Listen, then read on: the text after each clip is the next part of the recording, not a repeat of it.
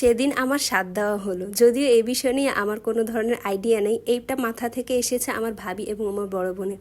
আসসালামু আলাইকুম and hello everyone, I hope সবাই ভালো আছেন। আমি আল্লাহর মতো অনেক ভালো আছি। Welcome back to my another new blog. হঠাৎ করে ভাবি এবং বড় আপু ফোন দিল, দিয়ে বললো আপু তোমাদের বাসায় না আমরা আগামীকালকে আসবো এবং খাবার রান্না করে নিয়ে আসবো। তো আমি ভাবলাম ঠিক আছে এমনি, কিন্তু আমার না মাথায় ছিল না যে ওরা এত বড় আয়োজন করবে, মানে পুরো আইডিয়ার বাহিরে। তোরা বলছে ওরা রাতে আসবে, তাই আমি ওদের জন্য সন্ধ্যার নাস্তা রেডি করতেছি। বলছি সবাই মিলে সন্ধ্যার নাস্তা করে রাতে আমরা খাওয়া দাওয়া করে তারপরে যে যার বাসায় চলে যাব। তো ওইরকম যেমন কথা তেমন কাজ ছিল। আমি এদিকে ওদের জন্য নাগেটস ভাজতেছি, ভাবি আবার নাগেটস অনেক পছন্দ করে। আর আমি চা বসাই দিতেছি, ওরা আস্তে আস্তে চা হতে থাকুক।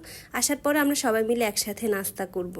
কিন্তু আমি তো পুরো সারপ্রাইজ, ওরা এসে দেখি এলাহি কাণ্ড, মানে আমার কোনো ধারণার বাহিরেই ছিল না যে ওরা কি আয়োজন করবে। আমি ভাবছি এমনি হয়তো বা রান্নাবান্না করে নিয়ে আসবে, কিন্তু দেখি না, ওরা হচ্ছে একটা মানে পুরো বিয়ের মতো করে আয়োজন করে নিয়ে আসছে। আর আমি তো সারপ্রাইজ। আবার আসার সময় আমার জন্য শাড়ি, চুড়ি, তানভীরের জন্য শার্ট সব কিছু কিনে নিয়ে আসছে। তা আমি ভাবলাম যে কি তোরা যদি এরকম প্ল্যান করে থাকতি যে আমার বেবি শাওয়ার দিবি বা সাত খাওয়াবি, তাইলে আমি হয়তো বা আরও সুন্দর করে আয়োজন করতাম, একবারে ডেকোরেশন করতাম, ভালোভাবে প্রিপারেশন নিয়ে থাকতাম। তো আসার পরে ভাবি, আপু ওরা সবাই মিলে লেগে গেছে খাবার মানে সুন্দর করে ডেকোরেশন করার জন্য। ভাবির ইচ্ছা ছিল ডালাটা বাসা থেকে হচ্ছে সাজিয়ে নিয়ে আসবে, কিন্তু ওই সময় তো অনেক গরম ছিল। এটা প্রায় 1 থেকে 1.5 মাস আগের ভিডিও, আমি এখন এডিট করতেছি। তো ওই সময় অনেক বেশি গরম থাকার কারণে আপু বলতেছে খাবার সব নষ্ট হয়ে যাবে, আমরা ওইখানে গিয়ে সাজাবো। তো ভাবি বলে আচ্ছা ঠিক আছে। তোরা বক্স করে খাবার নিয়ে আসছে এবং সাজিয়ে বাহির থেকে আসতেছে আমি ভিডিও করার জন্য। মানে ভাবির ইচ্ছা ছিল এটা যে সে এইভাবে সাজিয়ে টাজিয়ে নিয়ে আসবে। তো তার ইচ্ছা পূরণ করার জন্য আমরা হচ্ছে গেটের বাহির থেকে সুন্দর করে ডালা সাজিয়ে নিয়ে আসতেছি। তো ওরা অনেক কিছু আইটেম রান্না করছে, মিষ্টি জাতীয় পিঠা, তারপর ফালুদা, পায়েস, তারপরে অনেক কিছু, আবার ঝাল জাতীয় অনেক খাবার ছিল, যেটা দেখে আমি আসলেই অনেক বেশি সারপ্রাইজ হয়েছিলাম। আমার না আসলে মাথায় ছিল না ওরা যে এত আয়োজন করবে আমার জন্যে।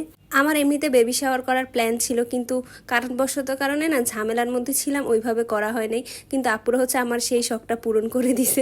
যদি আমি জানতাম সত্যি আমি হয়তো বা ডেকোরেশন করে ফটোশ্যুট টুট করে ভরিয়ে ফেলতাম। তো ওরা হচ্ছে অনেক কিছু রান্না করে নিয়ে আসছে। আচ্ছা দাঁড়ান আমি একটা একটা করে বলি ওরা কি নিয়ে আসছে।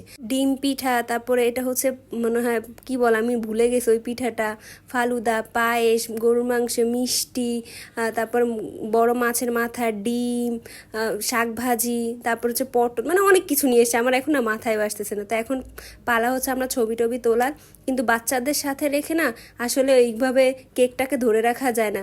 জারামণি, ফাহমিদ, ফাবিয়া, ফারদিন ওরা তো এক্সাইটেড কখন কেক কাটবো।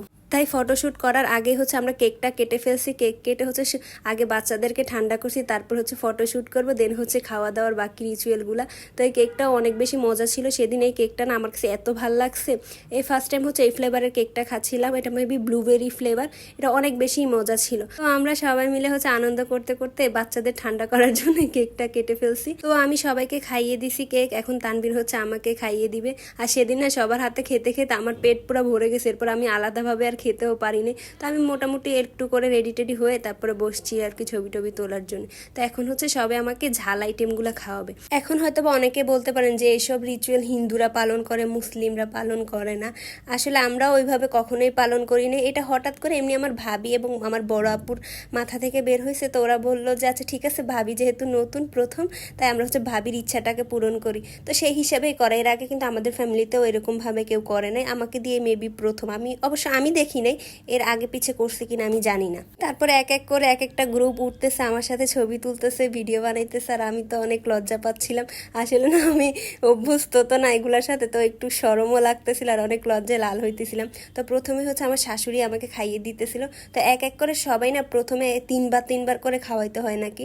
তো প্রথমে শুরু করছে আমার শাশুড়ি, তারপর বড় আপু, ভাবি, আস্তে ধীরে ভাইয়াটাই ওরা সবাই মিলে যায় এবং আমাকে খাওয়াইয়ে দেয়। এর মধ্যে হচ্ছে আমি সবাইকে মিস করতেছিলাম। তো ভিডিও কল আমার ননদ এবং ভাসুর যা ওরা ছিল ওদেরকে দেখাইতেছিল, আর আমি এদিকে হচ্ছে খাচ্ছিলাম। তো অনেক মজা করতেছিলাম আর ওদেরকেও অনেক বেশি মিস করছিলাম। আসলে এটা যদি হুটহাট কোনো প্ল্যান না হতো না, তাইলে আমরা না এটা মানে সবাই মিলে একসাথে করতাম। যদি এটা একবার করার কথা ছিল ভাইয়ার বিয়ের সময় বাড়িতে, কিন্তু সবার অফিসে ছুটি শেষ হয়ে যাওয়ার কারণে এটা করা হয়নি।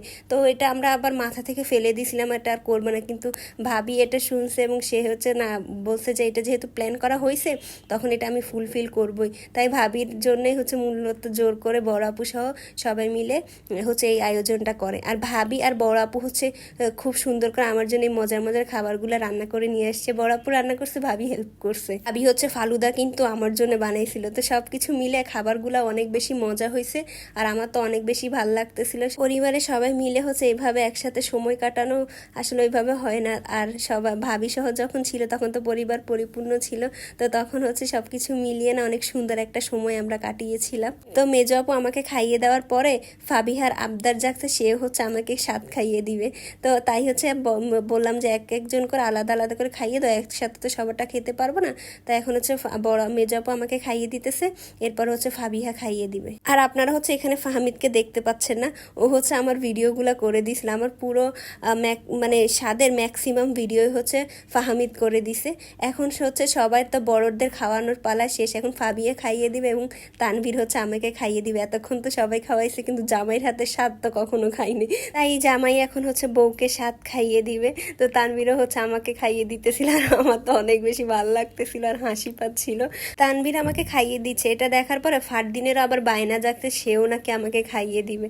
তো তানভীর হচ্ছে বলতেছে তুমি তো পারবা না, চলো তোমাকে হচ্ছে আমি স্বাদ খাওয়াইয়ে দিই। তো তানভীর হচ্ছে আমাকে খাওয়ানোর পাশাপাশি হচ্ছে ফারদিনকেও খাইয়ে দিতেছিল আর সেও তো অনেক বেশি হ্যাপি। আসলে ফারদিন তো বুঝতেছে না জিনিসটা কি, ওরা ভাবতেছে এতগুলা খাবার একসাথে বসে খাওয়া, এটা মেবি কোনো একটা পিকনিক টাইপের হবে আর কি। তো তানভীর আমাকে খাইয়ে দিল। সবার শেষে এখন বাকি রইলো আমার ভাই বাপ্পি ভাইয়া। বাপ্পি ভাইয়া হচ্ছে আমাকেও খাইয়ে দিবে। তো বাপ্পি ভাইয়া বলতেছে কি তোমাকে একলা কেন খাইয়ে দিব, তুমি মা হচ্ছে, তোমার সাথে তো মানে তানভীরও বাবা হচ্ছে, তো তানভীরকেও খাইয়ে দিত। ভাইয়া হচ্ছে প্রথমে আমাকে খাইয়ে দিছে, তারপর হচ্ছে তানভীরকে খাইয়ে দিছে। এভাবে না মনে হয় হঠাৎ হঠাৎ মানুষের ছোটখাটো ইচ্ছাগুলো পূরণ হয়ে যায়। জীবনের প্রতিটা ক্ষেত্রে আমি এই জিনিসটা সবসময় খেয়াল করেছি, প্ল্যান করে আসলে না কখনো কোনো কিছু হয় না, হুটহাট জিনিসটাই হচ্ছে সুন্দরভাবে হয়ে যায়। যেমন আমি প্ল্যান করেছিলাম বেবি শাওয়ার করব, কিন্তু হয় নাই, কিন্তু আমার শার্টটা কিন্তু খুব সুন্দরভাবে হয়ে গেছে। এটা এক রকমের একটা বেবি শাওয়ারের মতোই, হচ্ছে এখানে জেন্ডার রিভিলের রিচুয়ালটা ছিল না।